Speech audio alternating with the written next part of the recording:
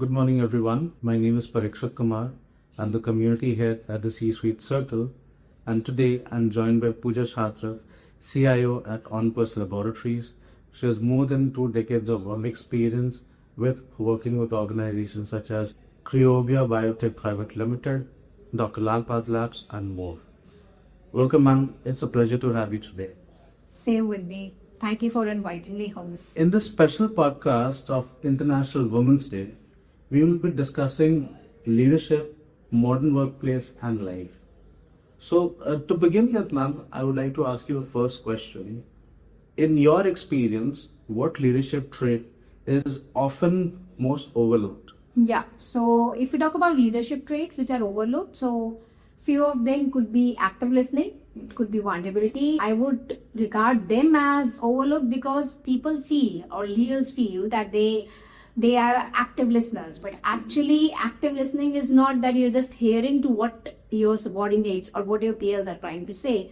I believe is that you need to understand what they are trying to say, and you should surely give back the feedback so that they also feel like that they are being heard.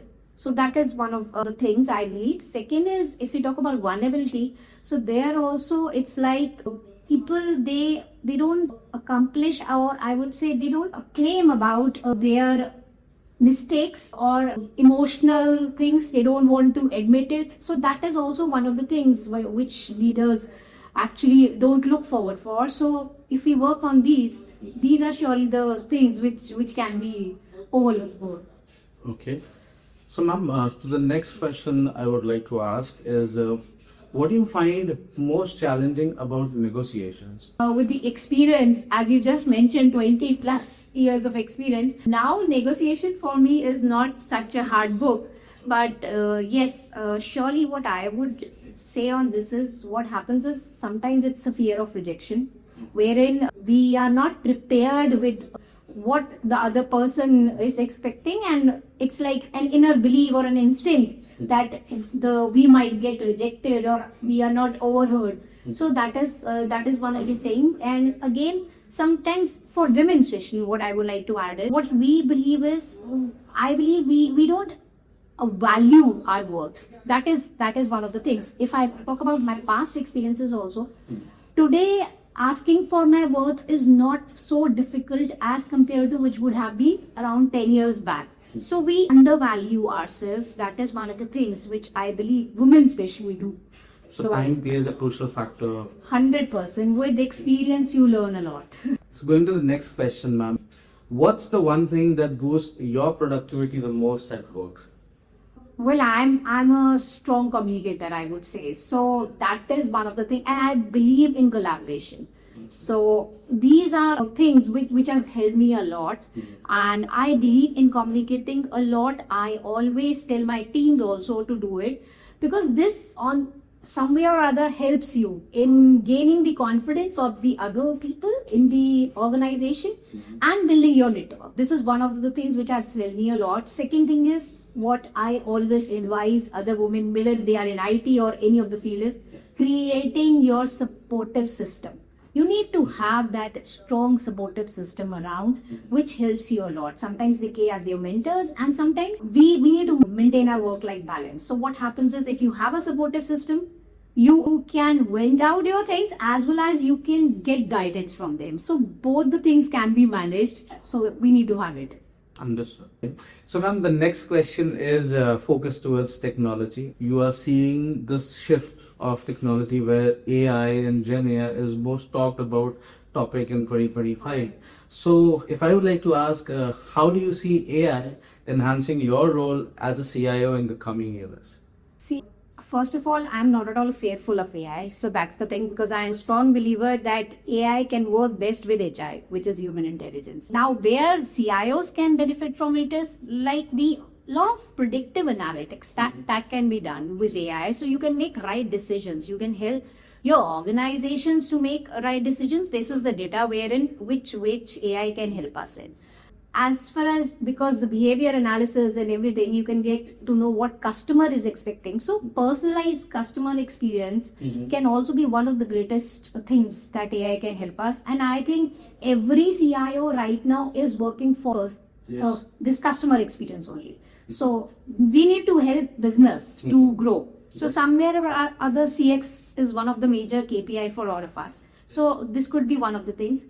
In addition to this, if we talk about specifically in healthcare sector, because what I belong to healthcare sector, like we are having these wearable devices, how these are getting day by day more, I would say, innovative, which is helping the person, which could be the patient or it who could actually go through some of the major diseases.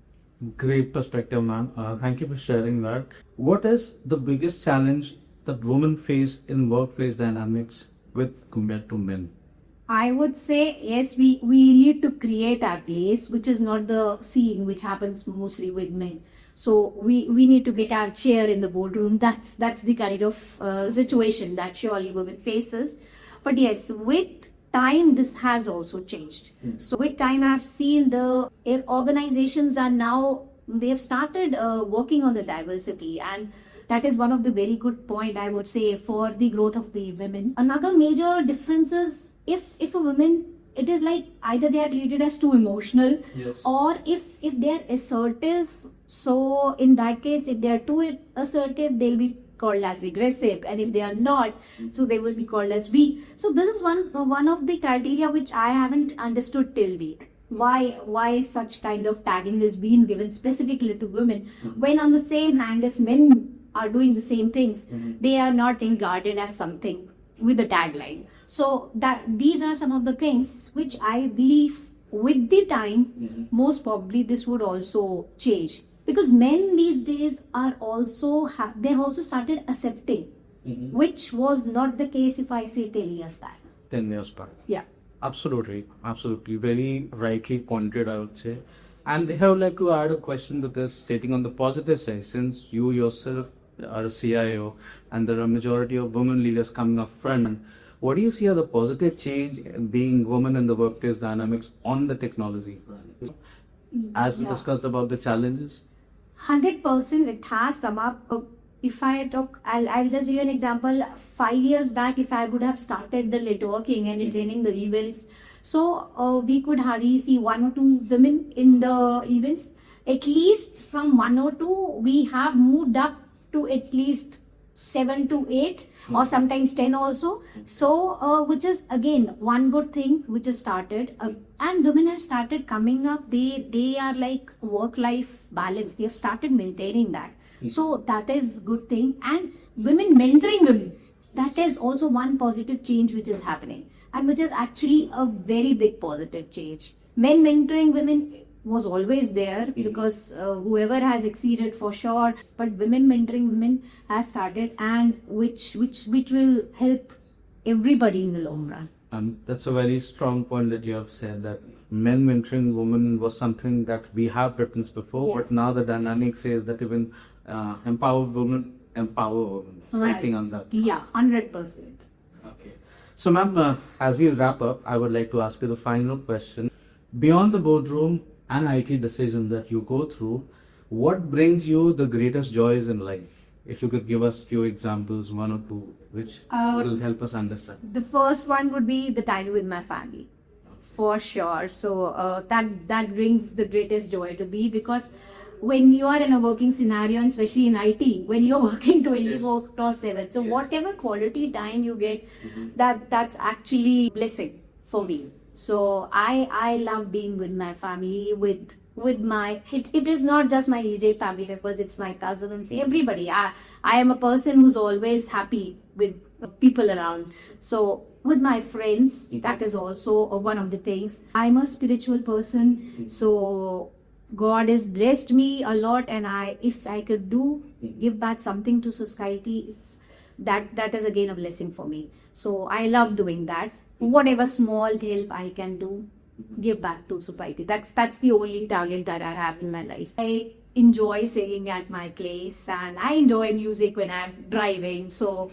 these are the things with small joys actually bring a lot of happiness to me. You need some stress busters in your life, and if it is your family and friends, nothing like that. So, can we conclude by saying that work-life balance is not a myth and it is achievable if work properly and working on yourself. Yes, 100%. So I strongly believe work hard and party harder. Wow. Okay, so I think the discussions were very informative. We got to know a lot of things. For example, woman to woman mentorship. Ma'am rightly mentioned about the workplace dynamics. She even talked about the challenges that women face in day-to-day life. So it was a good discussion, and thank you, ma'am, for participating in this special and exclusive podcast. We will see you next time. Thank you. Pleasure was all mine. Thank you so much. Thank you.